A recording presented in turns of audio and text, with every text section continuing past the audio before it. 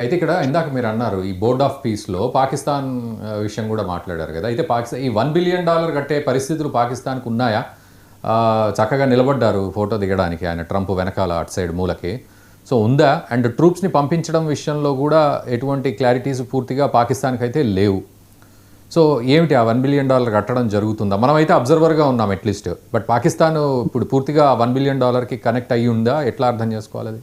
ఈ $1 billion commitment కి ప్రస్తుతం పాకిస్తాన్ చేయగలిగే పరిస్థితుల్లో లేదు. ఎందుకంటే యుఏఈ దాదాపు $3 బిలియన్ పాకిస్తానీ బ్యాంక్స్ లో ఇన్వెస్ట్ చేసింది. బహుశా మనతో సత్సంబంధాలు ఉండబట్టి, మన ప్రమేయం ఉండబట్టి వెనక్కి అడిగింది. అది పాకిస్తాన్ గవర్నమెంట్ వాళ్ళ పాకిస్తానీ ఫౌజీ ఫౌండేషన్ ఏదైతే ఉందో అందులో ఈక్విటీ కింద కన్వర్ట్ చేయమని చెప్పి చాలా రిక్వెస్ట్ చేశారు. అయితే వాళ్ళు ఏమాత్రం వెసులుబాటు ఇవ్వకుండా, అవసరమైతే మీరు లేట్ చేస్తే 6.5% ఇంట్రెస్ట్ తోటి వసూలు చేసుకుంటామని వాళ్ళు తిరిగి అడిగారు. వెంటనే అసీం మునీర్ గారు సౌదీ అరేబియా పరిగెత్తి, బహుశా ఏదో అగ్రిమెంట్ జరిగి ఉంటుంది, $3.5 బిలియన్ యుఏకి వెనక్కి ఇవ్వడంలోనే బిజీగా ఉన్నారు. ఇంకా $1 బిలియన్ పాలెస్టీన్ కోసం రీకన్స్ట్రక్షన్ కోసం చేయగలిగే పరిస్థితుల్లో లేదు. అయితే ఆ పీస్ కమిటీ ఆర్గనైజేషన్ దాంట్లో ఒక వెసులుబాటు ఇచ్చారు. ఆ $1 బిలియన్ ఫస్ట్ 3 years తర్వాత కమిట్ చేయొచ్చు. 3 years తర్వాత మాత్రం అందులో కంటిన్యూ అవ్వాలంటే $1 బిలియన్ అప్పటికల్లా పే చేయగలగాలి. అంటే వీళ్ళకి 3 ఏళ్ల వ్యవధి ఉంది. ఈ టైంలో బహుశా యుఎస్ఏను ప్రాక్సీ ద్వారా వాళ్ళకి ఏదో విధంగా ఆ ఫండ్స్ సమకూర్చి ఆ ప్రాక్సీ ద్వారా హెల్ప్ చేసే అవకాశాలు చాలా కనిపిస్తున్నాయి. అయితే పాకిస్తాన్కి మాత్రం ఇది నోట్లో వెలక్కాయ దిగినట్టు ఉంది. ఎందుకంటే ఇప్పటి వరకు పాలెస్టీన్ సపోర్ట్ లో ఇజ్రాయెల్ ని అప్రోచ్ చేశారు. అలాగే సౌదీ అరేబియాకి సపోర్ట్ లో హౌతీస్ కి ఎగనెస్ట్ గా వెళ్తున్నారు. అంటే హౌతీస్ కి ఎగనెస్ట్ గా వెళ్తున్నారంటే పరోక్షంగా ఒక విధంగా ఇజ్రాయెల్ కి సపోర్ట్ ఇస్తున్నట్టే లెక్క. ఇప్పుడు హమాస్ ని డిసామ్ చేస్తా, ఇప్పుడు వరకు సపోర్ట్ ఇచ్చిన హమాస్ ని డిసామ్ చేస్తా, ఇంటర్నేషనల్ ఫోర్స్ కింద ఇజ్రాయెల్ లో ఆపరేట్ చేస్తే మళ్ళీ ఇజ్రాయెల్ కి హెల్ప్ చేస్తున్నట్టు వస్తుంది.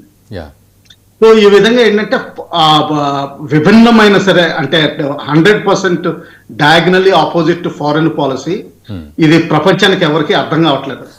వాళ్ళు అమెరికా ప్రెషర్ తోటి ఆపరేట్ చేస్తున్నారు తప్పితే గానీ నిజంగా మనస్సు తోటి మాత్రం, లాజిక్ తోటి మాత్రం ఆపరేట్ చేయట్లేదు. ఇది తప్పనిసరిగా కంగు తింటారు. తప్పనిసరిగా వాళ్ళకి ఇంటర్నల్ విభేదాలు కూడా వస్తాయి. ఆల్రెడీ షహబాజ్ షరీఫ్ కొంతవరకు చూపిస్తున్నారు. ఇది ఎంతవరకు దారి తీస్తుందో తెలియదు. అయితే ఇప్పుడు మన అబ్జర్వర్ స్టేటస్ లో ఎందుకు జాయిన్ అయ్యాం, లాస్ట్ మినిట్ లో కొంచెం లేట్ గా డెసిషన్ తీసుకున్నావా అంటే దీనికి కారణం ఏదో ఇజ్రాయెల్ ఇండియా మధ్యన మంతనాలు జరిగినట్టు కనిపిస్తుంది. ఇజ్రాయెల్ కి మాత్రం ఈ పీస్ కమిటీలో ఇండియా కమిట్ అవ్వాలని చెప్పి వాళ్ళకి ఆలోచన ఉన్నట్టుంది.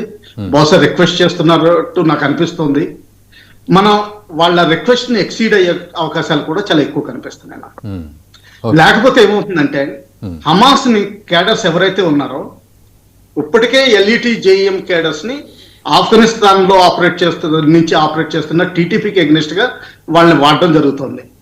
ఐఎస్కేపీ ఎల్ఈటి జేఈఎం తోటి కొత్త ఆర్గనైజేషన్ ఒకటి తయారు చేసి ఇటు బలూచిస్ మీద టీటీపీ మీద వాడుతున్నారు ఆల్రెడీ. వీళ్ళనే ఇండియా కూడా పంపించే అవకాశాలు ఉన్నాయి. సో దీన్ని మల్టీనేషనల్ టెర్రరిస్ట్ ఫ్రంట్ కింద చేయడానికి హమాస్ లో డిసామ్ చేసిన క్యాడర్స్ ని పాకిస్తాన్ తీసుకొచ్చి ఎల్ఈటి జేఈఎం లో కలిపి ఇండియాకి ఎగ్నెస్ట్ గా ఆపరేట్ చేసే అవకాశాలు 100% కనిపిస్తున్నాయి. ఎందుకంటే హమాస్ లీడర్స్ ఆల్రెడీ ఎల్ఈటి తోటి సీరియస్ డిస్కషన్స్ 3 సార్లు జరిపారు. సో ఆ విధంగా చాలా డైనమిక్స్, చాలా ఫ్లూయిడ్ గా, చాలా ఫాస్ట్ గా పావులు కదులుతున్నాయి. ఇండియా చాలా డిస్క్రిషన్ తోటి ఇష్యూ బేస్డ్ ఫారిన్ డిప్లొమసీ నిర్ణయాలు తీసుకుని ఆపరేట్ చేయాల్సిన అవసరం ఎంతో ఉంది. చెప్పండి. వివరావు గారు, మళ్ళీ మీ దగ్గరికి వస్తాను నేను. ఒకసారి రవీందర్ గారు